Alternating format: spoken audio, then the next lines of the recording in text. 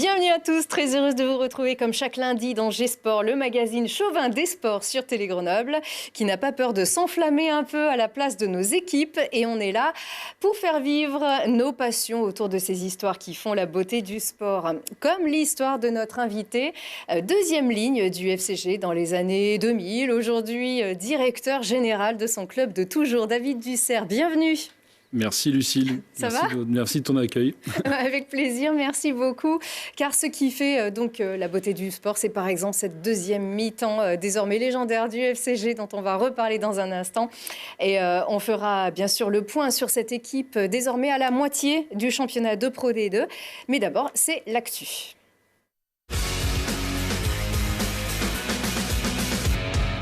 Et que des bonnes nouvelles de nos équipes et de nos athlètes. Et on commence par le Grenoble Foot 38 qui donc ne sera pas champion d'automne, mais il est champion de la remontée samedi au Stade des Alpes. Les Grenoblois ont été menés 2-0 contre Auxerre. Ils ont rugi avec orgueil dans les 10 dernières minutes, avec Achille Anani d'abord qui a réduit la marque, puis Loïc Nestor égalise héroïquement à la toute fin du match. À croire que le GF38 avait été inspiré par le FCG Rugby, qui avait fait à peu près la même chose, avec un peu plus de points quand même. Le GF38 termine cette phase aller à la 3e place, à égalité de points avec le second Toulouse, et à 3 petits points du leader, seulement 3. C'est une bataille en tête dans un mouchoir de poche. Tout est permis pour le GF38. Mais Grenoble reste aussi l'équipe coup de cœur de cette saison parce que panache, parce que l'état d'esprit, mais aussi l'humour. Et nous, on adore ça, et notamment cette petite image sur beIN Sport. On a adoré le clin d'œil de Loïc Nestor, sacré joueur du match. C'est le trophée Alex Dupont de beIN Sport.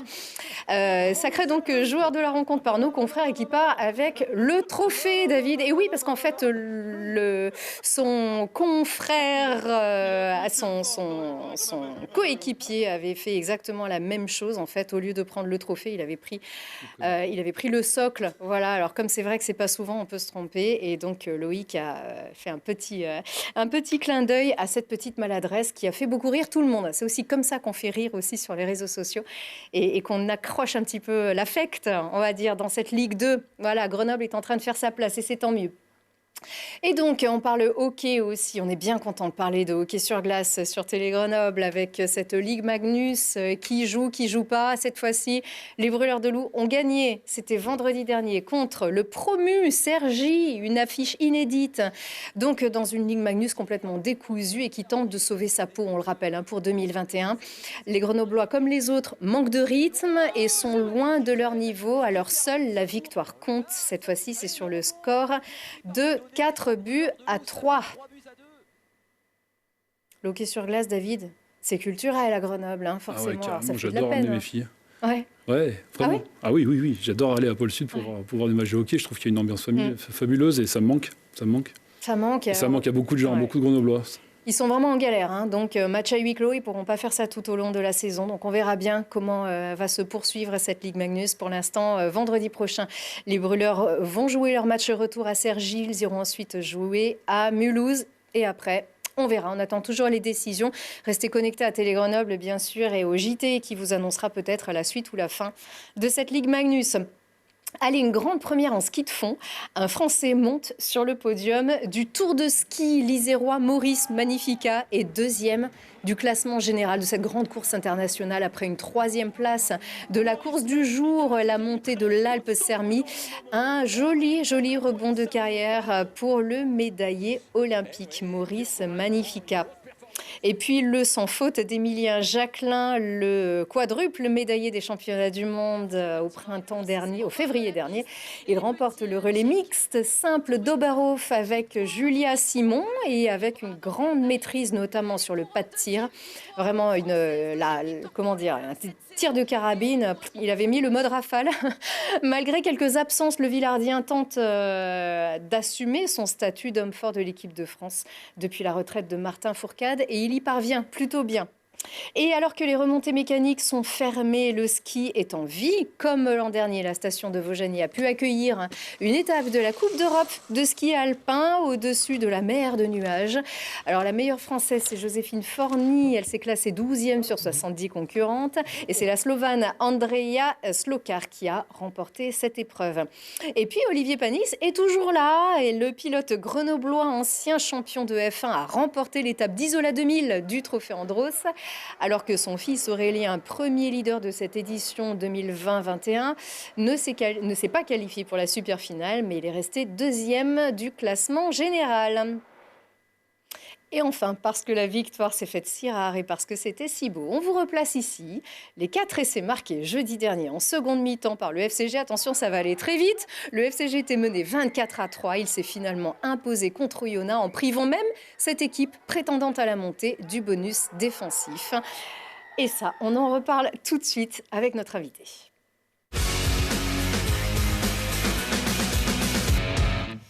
Notre invité, puisqu'on est entre nous, qui est à l'origine de ma ferveur pour le rugby et le FCG. Mais oui, je n'ai pas honte de le dire. C'est David Dussert. C'est toi, David, qui m'avais proposé. Non, bien sûr, à l'occasion d'un reportage sur l'école de rugby il y a 19 ans. Voilà, tu m'avais proposé de venir voir l'affiche du lendemain au stade Lesdiguières et je ne suis jamais repartie. Merci David, ça valait vraiment, vraiment le coup. Et 19 ans plus tard, nous revoilà.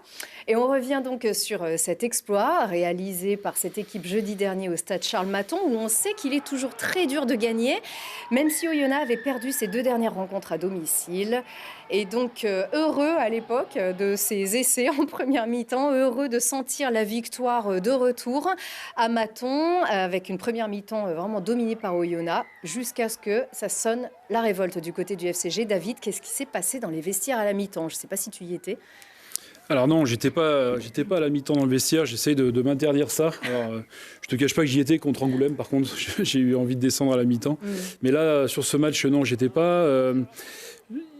La première mi-temps qu'on effectue, elle n'est pas totalement catastrophique. On tente des choses, on est un peu plus cohérent que sur les derniers matchs. Et il me semble que avec un peu plus de lucidité, de maîtrise dans la gestion, dans le dernier geste, etc., on n'aurait pas forcément laissé cette équipe d'Oyonnax prendre le score comme elle l'a fait, puisqu'ils sont venus 4-5 fois chez nous et ils ont fait la diff à chaque fois. Mais c'est ça qui fâche aussi, c'est de sentir parfois du potentiel, c'est de ne pas aller au bout de ces... Ouais, non, mais après, on ne va pas se mentir, il y a eu des matchs qui ont été totalement ratés. Oui. Voilà, donc c'est une réalité, il faut se dire les choses. Sur ce match-là, c'était presque frustrant à la mi-temps. J'étais un petit peu frustré, fâché, parce que on sentait qu'il manquait vraiment pas grand-chose pour basculer du bon côté. Donc, c'est, je crois, les mots qui ont été portés par le staff aux joueurs à la mi-temps. Et c'est vrai qu'après, il y a eu cet essai qui a mis tout de suite les gars en confiance, puisque là, il s'agit bien de confiance, en fait. Hein. Le sujet majeur, il est là. C'est que cette équipe a, sur cette mi-temps, en tout cas, retrouvé confiance. C'est ça, on parle aussi d'une bête blessée qui peine à relever j'ai eu le sentiment qu'il y a eu comme si, là, ils avaient refusé la défaite, quoi. Et qu'une bonne fois pour toutes, collectivement, ils se sont dit non, c'est pas cette fois. Donc, il y a eu quand même je trouve un effort collectif, puisqu'on a vu des belles actions collectives, et non pas un exploit individuel qui a fait la diff. Un premier essai, notamment. C'est ça que je veux retenir aussi, c'est la manière, en fait. On aurait pu gagner, effectivement, mais sur peut-être un coup du sort ou un exploit. Là, non, c'est quand même une deuxième mi-temps qui était aboutie. Et c'est ça que j'ai envie de retenir, même si je ne m'enflamme vraiment pas, et tu le sais. La route est très longue et il y a beaucoup, beaucoup de travail encore, et on n'est pas guéri totalement. Oui. En fait, ça résume juste l'état d'esprit l'état d'esprit, déjà, les forces et le potentiel. Est-ce que le FCG, du coup, au regard de cette deuxième mi-temps, a les clés pour relever la tête, pour faire mieux et pour s'en sortir dans cette Pro D2? Il y a une part d'irrationnel dans le sport de haut niveau, de toute façon. Donc, on ne sait jamais, hein, on ne peut pas dire de manière certaine que le FCG a les clés. Mais en tout cas, on a vu des choses plus cohérentes. On a vu vraiment, encore une fois, 15 bonhommes qui avaient vraiment, plutôt 22, qui avaient vraiment envie d'en découdre et qui étaient collectivement concernés. Et je pense que ça passera par là. Ça passera par vraiment cette cohésion, cette relation entre les gars et cette envie vraiment d'avancer collectivement. Alors, j'ai lu sur un forum des supporters bien connu de ceux qui de ceux qui aiment le rugby que je crois que c'était Freddy Pepenja qui avait dit qu'un état d'esprit d'un groupe se forge dans l'après, dans le bus après une victoire à l'extérieur. Je ne sais pas si on pourra parler d'un avant et d'un après. En tout cas, est-ce qu'il y a des petites choses qui ont changé? L'avenir nous le dira. Alors, Ouais. l'anecdote, c'est que je crois que les joueurs avaient bien envie que le chauffeur, pour une fois, se trompe vraiment de route et reste, pour qu'ils Ouais. restent effectivement un petit peu ensemble. Faire durer ça. Faire durer ça. Après, bon, ils ont envie de basculer quand même. Hein. Ils ont envie de basculer sur la préparation d'Angoulême qui arrive vraiment. Et puis Ouais. là, j'ai envie vraiment qu'il y ait quand même ce sentiment d'orgueil et de fierté. Parce que là, oui, pour le coup, à Angoulême, ça a été dur. Mhm. Vraiment. Mhm. Angoulême, c'était le match d'avant et ça sera le match d'après. C'est ça. Voilà, puisque forcément la Pro D2 a été un peu décousue, un peu moins que la Ligue Magnus dont on parlait tout à l'heure, mais on joue des matchs en retard. Il manque encore un match d'ailleurs au FCG. On va pouvoir d'ailleurs regarder où est-ce qu'on en est au niveau du classement. Alors ce qui est inquiétant, c'est ces 5 points seulement de retard sur le premier relégable, et c'est Valence. Zut, j'ai pas fait mes petits calculs juste avant. 26, normalement il doit y avoir 28 points d'écart entre Perpignan et Grenoble. C'est ça, entre 26 et 54, oui, ça doit être à peu près ça. Ça résume à peu près tout. C'est 5 victoires. Il y en avait 4 avant Oyonnax, donc on respire quand même un petit peu, on se donne un peu d'air. Un match nul, 8 défaites, il manque encore un match donc au FCG, un match de cette phase aller, alors que la phase retour va justement commencer. Comment est-ce que tu analyses déjà ce classement et ce premier bilan? Alors c'est toujours pareil, il y a ce classement-là, puis il y a le classement britannique. Donc britannique, on est quand même dans les clous, on n'est pas trop largué.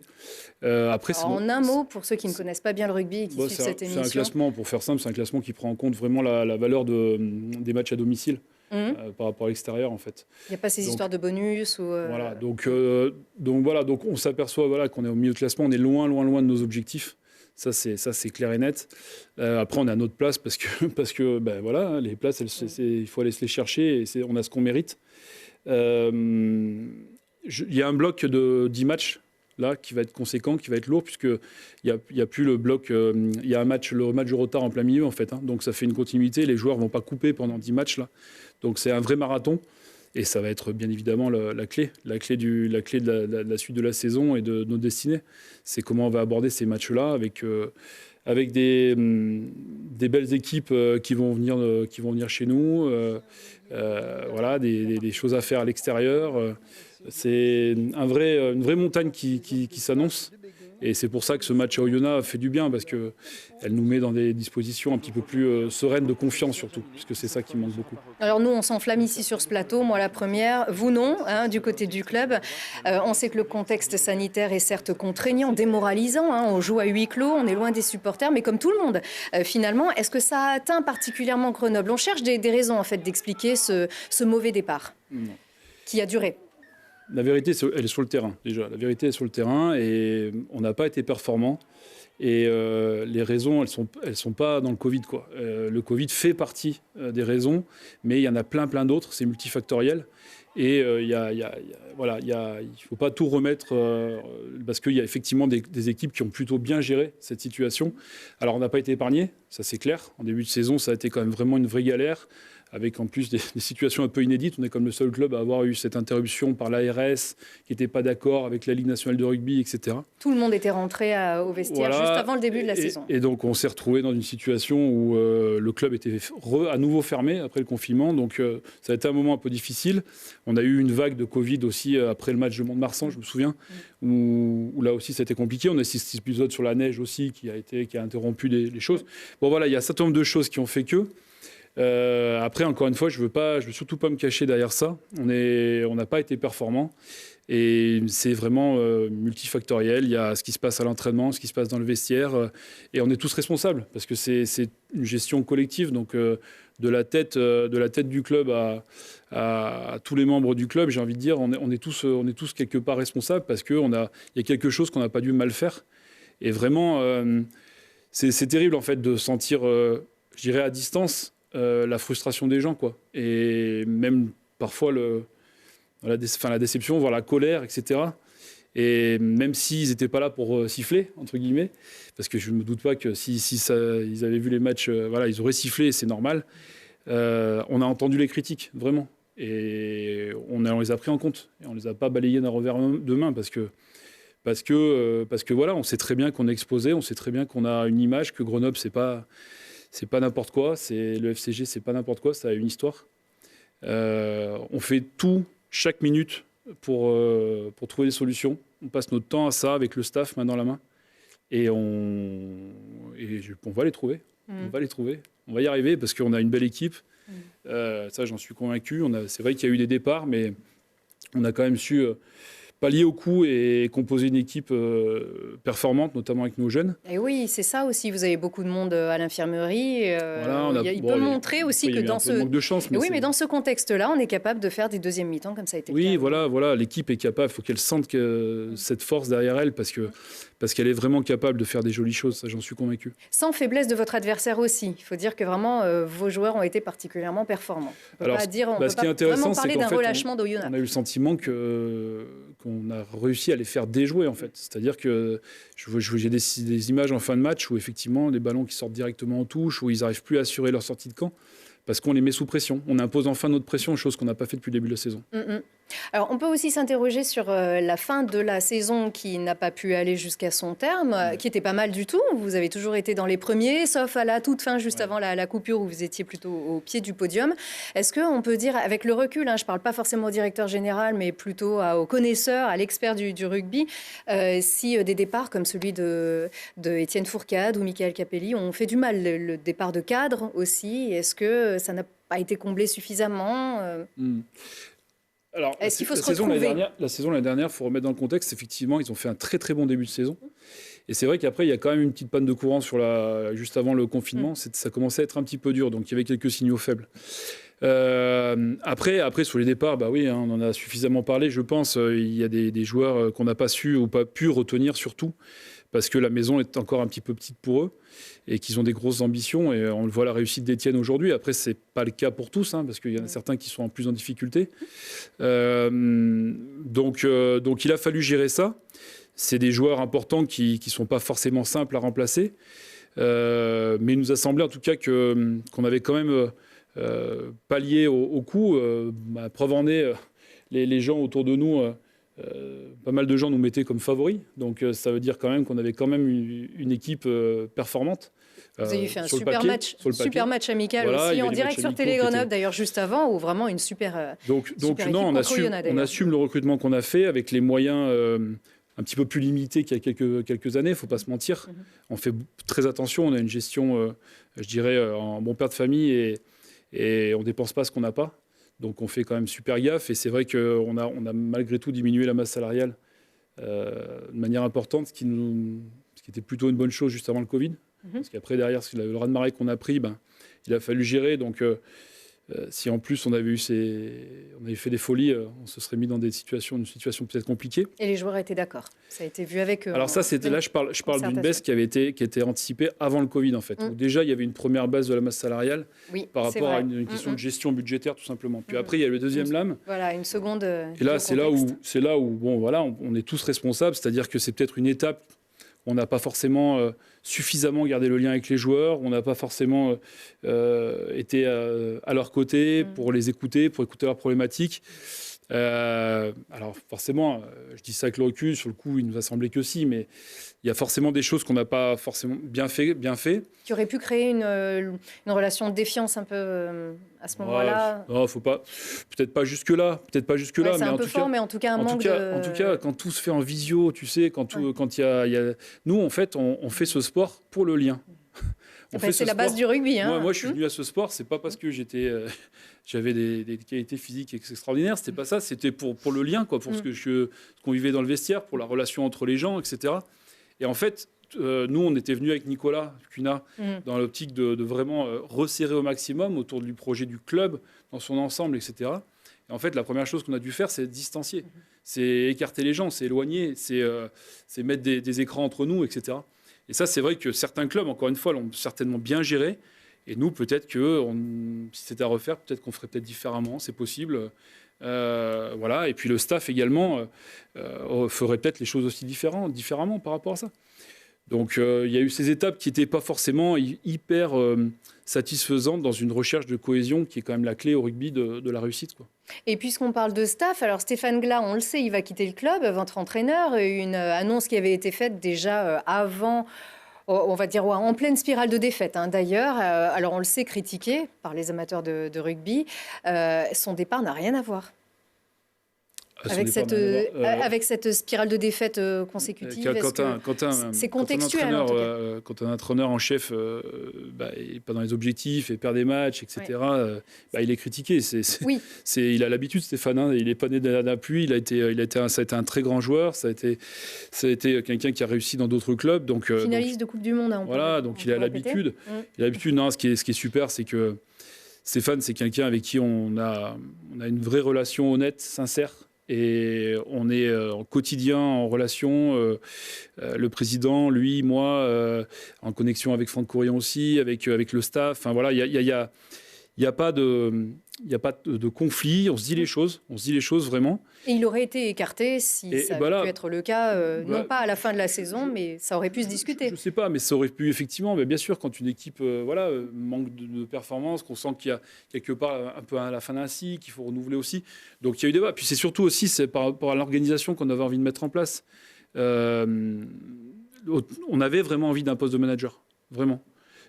Pour vraiment représenter le club en externe, pour recréer du lien aussi avec l'environnement, pour en interne augmenter encore le niveau de connexion du secteur sportif avec l'ensemble du club, pour organiser, structurer, planifier, etc. Il y était ce manager, c'était Fabrice Landreau, il existait ce poste. Ouais, alors Fabrice, il a fait effectivement son temps avec sa méthode, avec sa façon de faire que tu connaissais. Oui. Là, ça sera peut-être un peu différent avec Fabien, mais Fabien Gengen-Bacher, on peut le dire. Ouais.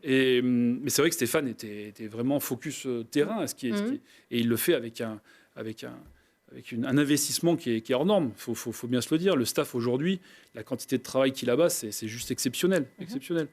Et même avec beaucoup de résilience et de chaque fois ils remettent le couvert alors que c'est pas toujours simple, quoi. Donc pour ça je leur tire mon chapeau. Après voilà, parfois il y a des discours qui peuvent s'essouffler, etc. Il faut renouveler, il faut rénover. Voilà, c'est la vie de toute structure. Alors, les raisons de croire que ça va aller mieux dans cette deuxième période de championnat. Alors, on sait qu'il fait froid en ce moment, que votre équipe s'entraîne aussi sur le synthétique de Bachelard, ce qui a peut-être été un plus, puisqu'on sait que le stade d'Oyonnax est un terrain synthétique. Elle a donc les moyens. On ne va pas s'enflammer, mais il s'est peut-être passé quelque chose à Oyonnax. Il faut y aller étape par étape. Il faut faire preuve d'énormément d'humilité après tout ce qui nous est arrivé. Et il faut continuer à gravir les échelons, à performer de match en match, à engranger les points. Et on parlera d'ambition plus tard. Il y a une vraie responsabilité là, une vraie responsabilité par rapport au résultat du club qui n'était pas à la hauteur de relancer la machine. Donc on va y aller étape par étape. Il y a déjà ce match vendredi et puis petit à petit on va y aller progressivement sans s'enflammer. Avec un état d'esprit qui est résolument grenoblois aussi. Et vous êtes là d'ailleurs pour le prouver. C'est vrai que votre gouvernance est très grenobloise. Donc on rappelle que tu es un joueur du club. Tu as été donc deuxième ligne il n'y a pas très très longtemps.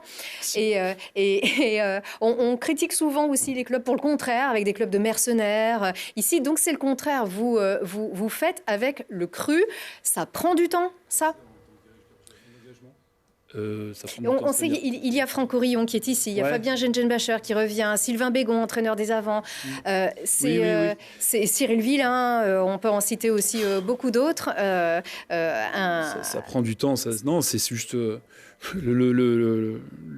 la culture du club. On sait très bien que le club, à chaque fois qu'il a donné les clés du camion à des gens qui avaient pas forcément, qui venaient avec plein de bonne volonté, mais qui n'avaient pas compris dans quelle maison ils étaient, ça n'a pas forcément matché. Donc c'est comme ça, on est dans une culture comme ça ici sur Grenoble, un petit peu vraiment ancrée dans notre territoire, et c'est important d'avoir des gens qui le connaissent bien, ce territoire justement, Pour son ensemble, c'est-à-dire des plus petits jusqu'aux pros. Exactement. C'est important qu'il y ait une cohérence générale. J'y crois énormément. C'est pour ça que j'ai accepté ce poste-là. Bon, comme tu sais, j'étais directeur d'information auparavant et le suivi, c'était dans la continuité. Voilà, c'était dans la continuité de ces projets et ouais, il y a une vraie unité de club et ça c'est quelque chose qui est formidable parce que je connais énormément de clubs qui nous envient par rapport à ça parce qu'on est un seul et même club et ça je le dis avec force parce que les réunions qu'on fait du comité stratégique actuellement sont de très bons niveaux parce qu'il y a une vraie écoute entre les dirigeants. Et il faut voir aussi tous les jeunes qui sont formés et qui aujourd'hui font les beaux jours de l'équipe de France d'ailleurs. Bon, c'est déjà un chouette témoin. Il nous reste 20 secondes pour parler de la galette. Il y a encore un peu de place aussi, enfin pas chez moi. Mais allez, vous avez un fonds de dotation au FCG. C'est un fonds de solidarité et cette opération caritative qui fait que chez la maison Le Noir, vous allez acheter une galette avec une jolie fève du FCG et 1 € par galette est reversé au fonds de dotation pour la solidarité. Bah ouais, il y a des actions formidables qui sont au club. Et les Amazones, d'ailleurs, elles sont préparées, pas toutes, hein, mais en tout cas, celles-ci ont été préparées par les Amazones. Je suis parfaitement conscient que ce que les gens attendent, c'est qu'on gagne des matchs. Il ne faut pas se mentir. Oui. Mais sincèrement, intéressez-vous à tout ce qui se passe au club, parce que c'est tout simplement formidable. Les Amazones, le baby rugby, le quad, la démarche RSE qu'on est en train d'avoir, les projets d'innovation. Il y a vraiment, sincèrement, une dynamique qui n'est absolument pas enrayée et parce que le club est plus fort en fait et on sent vraiment qu'il y a des gens top qui ont des projets, des initiatives et vous allez voir qu'on a quelques surprises sur ce début 2021 qui j'espère va vous plaire. Voilà. Et on espère que ça va nous plaire et on espère aussi que tout 2021 va nous plaire aussi. On vous attend bien évidemment, hein, le FCG. On espère que vous serez au rendez-vous, bien sûr, au nom de tous les amateurs de rugby ici sur ce territoire. Merci beaucoup, David Dussert, d'être venu ici. Et ben, merci à tous aussi d'avoir été là. À très vite, merci.